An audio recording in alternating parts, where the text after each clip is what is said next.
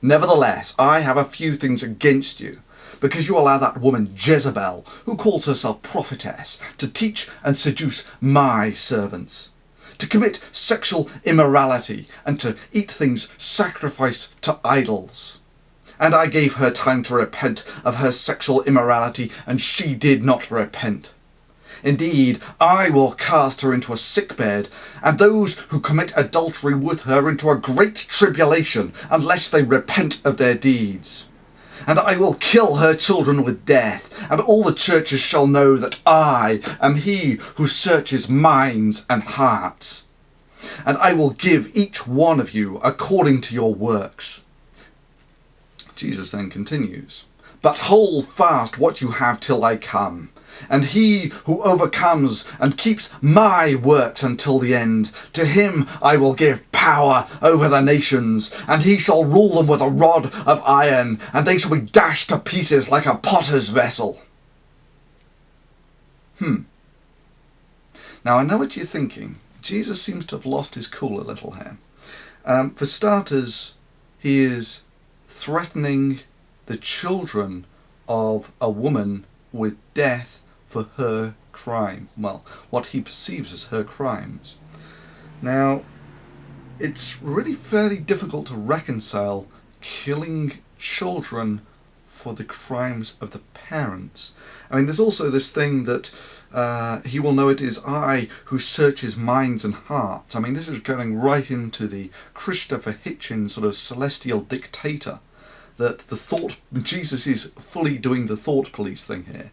You can't escape him even in your thoughts. But I know what you're thinking.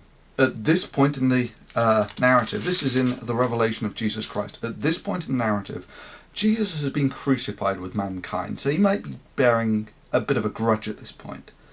However, let's go back to before when he was crucified. This is in the Gospel of Luke. And let's see if Jesus was any better when he was alive. So Jesus has just finished giving some parable, and he finishes like this. For I say to you, to everyone who has will be given, and from him who does not have, even what he has shall be taken from him. But bring here those enemies of mine who do not want me to reign over them, and slay them before me. So this is basically advocating genocide as a way of promoting the faith. Well, I'm sure that's a very effective policy. I don't think that it's one that I would pursue, but then again, I'm not the Jesus Christ, that's Christ as in Christian.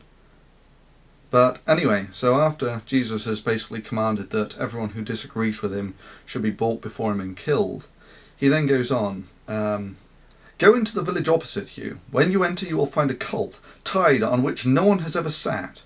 Loose it and bring it here. And if anyone asks you, why are you loosing it? You shall thus say to him, because the Lord has need of it. So basically, Jesus is saying here that he wants his disciples to go and steal a horse for him. Now, there are a few things that really strike you about this passage. The first, actually, ironically, comes from, I think it's Star Trek V, where Kirk goes to the centre of the galaxy where he finds God, and God says, I want your spaceship. And Kirk rather bemusedly and poignantly replies, what does God need with a starship? And I can't but help feel the same question is valid here. What does God need with a horse? Anyway, ignoring that, there is also this thing that if God is omnipotent, and Jesus is omnipotent, why is he asking questions here?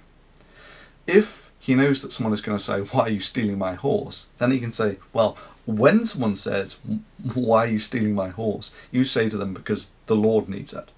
Right? But that's not what he says. He says, if someone asks you, why are you stealing my horse? Then you tell them the Lord needs it. And of course, if he knows no one's going to say anything, then he doesn't have to say anything. So that's kind of peculiar. If he's going to sort of say, well, everything belongs to God, therefore nothing that I take is theft. I mean, this is getting down the Hovind line of argument that everything belongs to God. Therefore, I don't have to pay taxes on it. Well, I don't find that particularly convincing. Neither did a court of law. And further, if everything belongs to God, then either everything is theft or nothing is theft, and there's no real such thing as property. Either way, Jesus is basically telling his acolytes to go and steal for him by any definition here. So if Jesus Christ, that's Christ as in Christian, coming up here and saying, bring my enemies before me and kill them, and then he goes off and tells them to steal a horse on his behalf. So my question to Christians is, if Jesus came up to you and told you, like he does in the Gospels, to kill those who don't want Jesus to reign over him, would you do it? And likewise, if Jesus told you to steal something for him, would you do it?